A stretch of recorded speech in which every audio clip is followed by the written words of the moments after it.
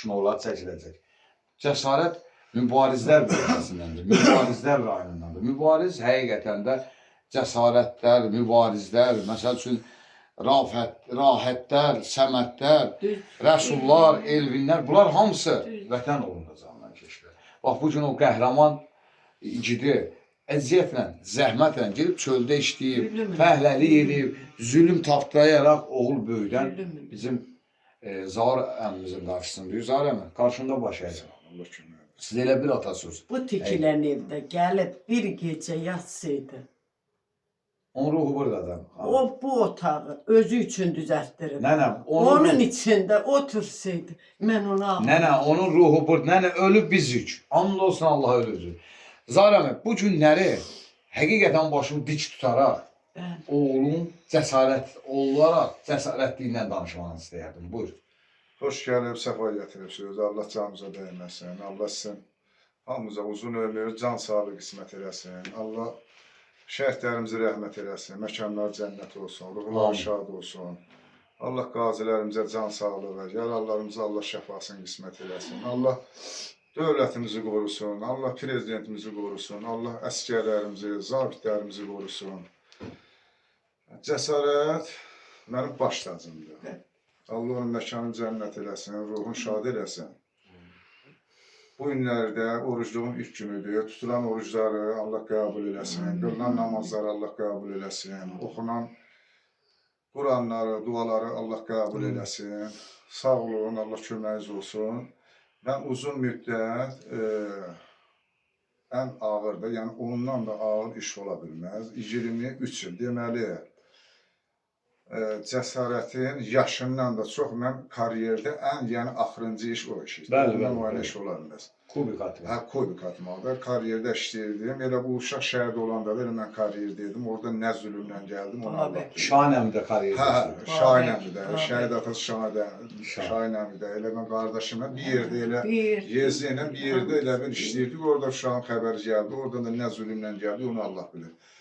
Bu ağır işlə mənim sorğucumda varkoz əmələ gəldi. Yəni ağır iş. Damar genişləndi. Damar genişləməsi, indi də əziyyətini çəkirəm. Uşaq elə bir əskəri gedəndə arada əlaqə saxlayırdı. Danışırdıq evlə, kefafal. Ancaq deyirdi ki, bir dənə fikri əmalı o idi ki, səni qoymayacam da karyaya gedəsən. O məni bilirdi, qıçımın vəziyyətini bilirdi. Dedi, əskəri qutarandan sonra özü də xüsusi təyinat qüvvələrinin kəşfiyyatına gedib çıxmışdı. Qusar, indi o Ensali hərbi hissədə qulluq edirdi, Qusarda danışırdı. Deyirdi, mənim fikrimdə odur ki, zabit olmalıdır. Zabit olandan sonra sənin taytuşların, sənə adına yox, zabit atası müraciət edirlər ki, filankə zabit atası, cəsarətin atasıdır. Da indi elə oldu, qismət belə alındı. Ondan da uca. Ondan da uca, şəhid atası mənə qoydu, getdi. Allah onun məkanı cənnət eləsin. Mən də özümə söz verirdim. Dedim, necə ki, o mənə şəhid atasını qoyub, özü haqq dünyadadır. O dünyadadır, mən bu dünyadayım.